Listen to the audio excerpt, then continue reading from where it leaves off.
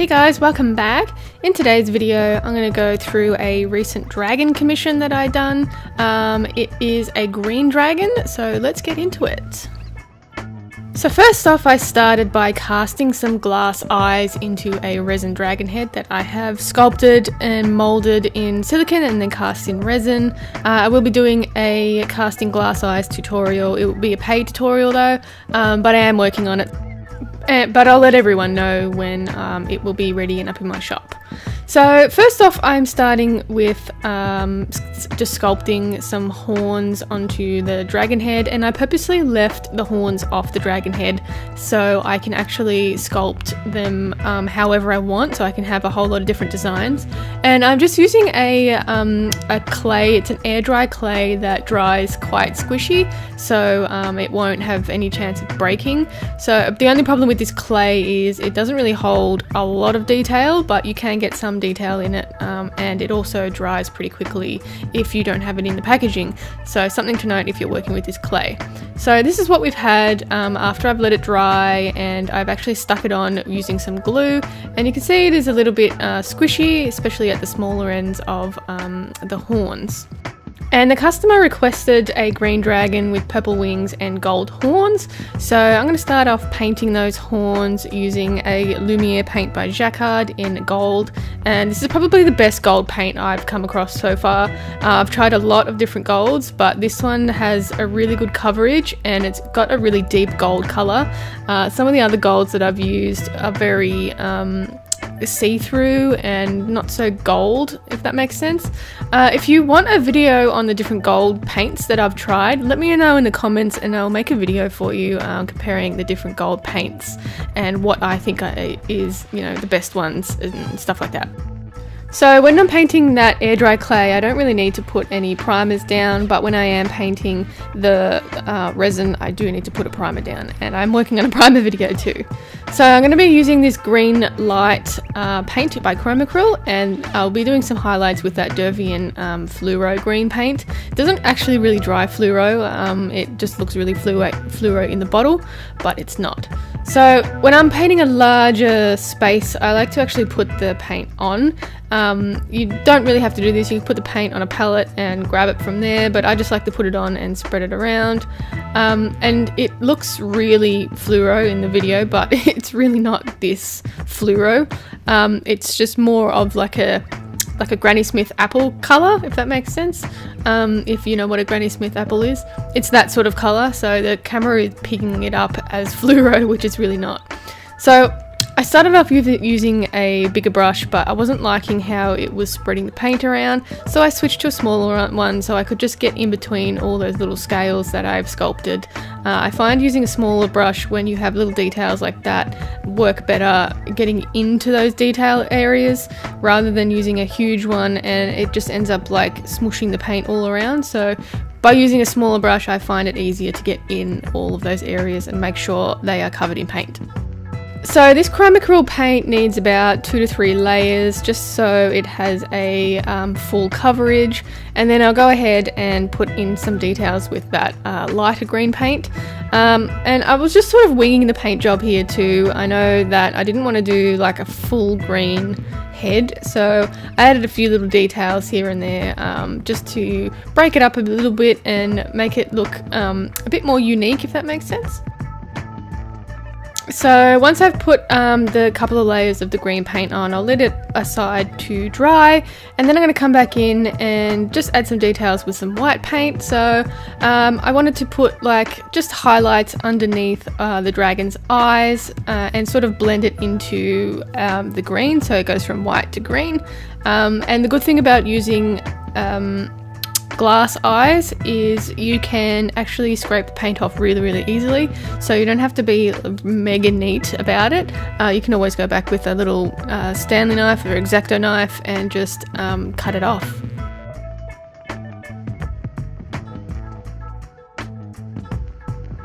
And now I'm moving on to painting the nostril and mouth area, and I know I normally do this first, but I wanted to do the green first because the black can be quite strong and come through the green paint, so I just wanted to do it after I've put the paint on so I know where I have to stop. and where the black shouldn't be on the rest of the doll. So for the mouth area, I actually watered down the black paint a little bit just so it could run into all of the crevices into the mouth, and that way I can actually just wipe the paint off if I find there's too much on there. Alright, and pretty much the same deal with the claws. It is something that I've sculpted and cast in resin again. So I was originally going to do the claws black, but I figured they should have been actually gold anyway, to match the horns. So, but that doesn't really matter because the gold has a really good coverage, and sometimes having a black underbase colour makes the metallic paint stand out a bit better. So I know this works really well with pewter and bronze and stuff like that. You need a black underbase for the bronze and the pewter to come out. So pretty much the same thing with gold, except this one has a really good coverage. And I'm going to be doing the little softy areas on the claws a purple colour to match the wings. So I'm using a purple paint by Lumiere Jacquard. It's the same brand as the gold horns. This one doesn't have as great a coverage, so I will need to do a few layers of this paint, but it has a really nice hue to it. So it's got like a goldish hue, so that can relate back to the horns, and also has that blue undertone.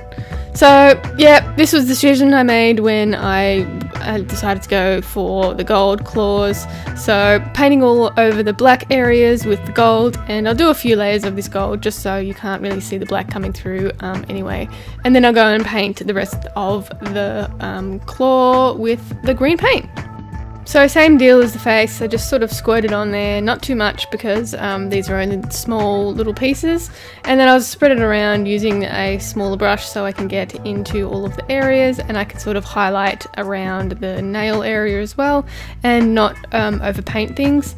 If I have too much paint, I can just put it onto the next claw. There's no big deal either. I just sort of don't put as much on when I'm coming close to finishing the last claw.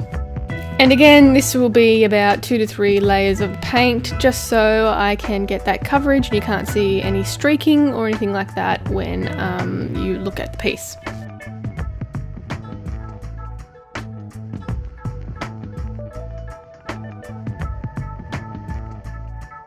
Moving on to the fur, and I'm using this Mongolian faux fur in this, it looks fluoro again, but I promise you it's not fluoro.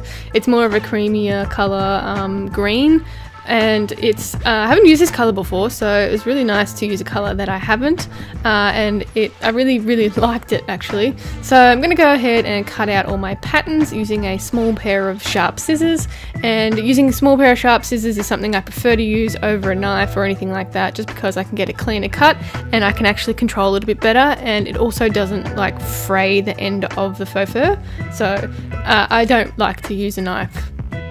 And all of these patterns I've made myself. I'm not like a fantastic pattern maker, so I'm still trying to get my head around it. I don't actually really like doing patterns and stuff like that. But yeah, if you're looking to make patterns, just study some animal anatomy and just see how their body works and what their body shapes are like, and even just have a look at some plushie tutorials and just have a go.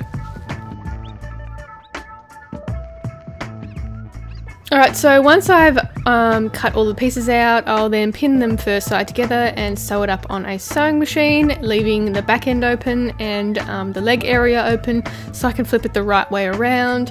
And I will have to do some hand sewing, but I prefer to machine sew just because I find that it gives it a lot more strength, so when you're posing your doll there's no chance of like the seam splitting or anything. So I much prefer to use a sewing machine, but it's okay if you don't have one because I know they can be quite expensive, but you can also get some cheap ones. Just be careful with the needle that it's not too thick for the needle or not too heavy as in pressure wise for the needle as well. So just have a look and talk to your local craft stores that sell any sewing machines. Alright, so what I'm doing here is I'm just picking out the pile from the seam lines, and I like to use this little, it's like a fabric pick. I don't know, I just had it around. I don't actually know where you buy them, so but you can use anything like a thick needle or a knitting needle or a skewer, like a metal skewer. So anything like that will do, just not something that can be easily snapped, because sometimes you will have to be a bit forceful with it to get that pile out of the seam line. And I usually have larger seam lines to be able to get the pile out too. Alright, so on to making some wings, and I am thinking about doing a dragon wing tutorial. Not sure just yet, because I don't know why, we'll see what happens in the future. So what I'm doing now is I'm just cutting out the shape of the dragon wing using a pair of fabric scissors, and I highly recommend using fabric scissors to cut flat fabrics like this rather than just a cheap pair of scissors, because it actually does a really good job when you're cutting the fabric. It cuts it really cleanly and doesn't leave any frayed lines or anything like that. So yeah, if you want me to show you what kind of fabric scissors I use, and maybe like a scissors video as well, let me know in the comments and I can make a video as well. And I'm just going to go around and make sure that the wings don't have any open seam lines, and that way I can just glue it up and it will stay shut. And these wings have an armature in it as well, so they can be posed in a lot of different ways. And it is made out of a microfiber cloth, like a fake suede cloth, which you can find in your local craft stores.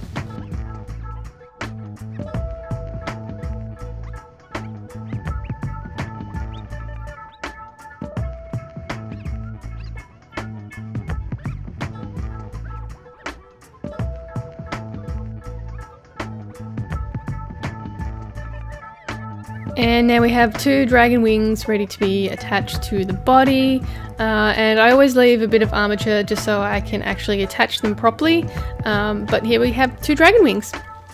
Alright, so once we've put everything together and fed the armature in and attached the pieces, I will be making paid tutorials for that, so if you're thinking of asking, please show it. I will be doing paid tutorials for them. And then I'll go ahead and sew all the loose ends up using a ladder stitch, and I have a ladder stitch video for faux furs on my channel. It should be in the Materials 101 playlist, I think. It'll be on there somewhere, just have a look, and I'll try and remember to link it in the comments. I always forget that. So once we've done that, I then glue up the faux fur piece to the resin piece using a tacky fabric glue, and that's just from my local craft store called Spotlight here in Australia. So once everything's been sewn up and attached, this is what we have so far. So I haven't added any details to the wings or anything, but they're on there and ready to be detailed. I've got the head all attached and painted up, so that is also ready to go. That is done and finished, and it has a good range of motion. It has a wire armature in it, so no ball and socket in this one, because the ball and socket armature that I have is a little bit too large for this type of doll, and this one has like small little features, so the ball and socket doesn't really work for this particular doll.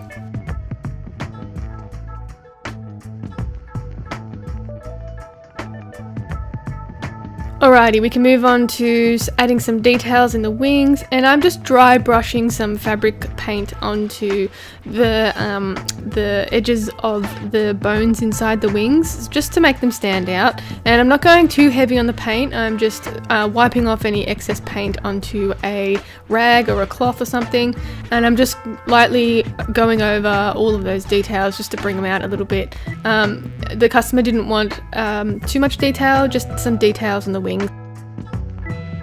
And I also added a little bit of shading in between those bone pieces as well, just to bring it out and bring it together. So here he is, all finished and ready to go to his new home.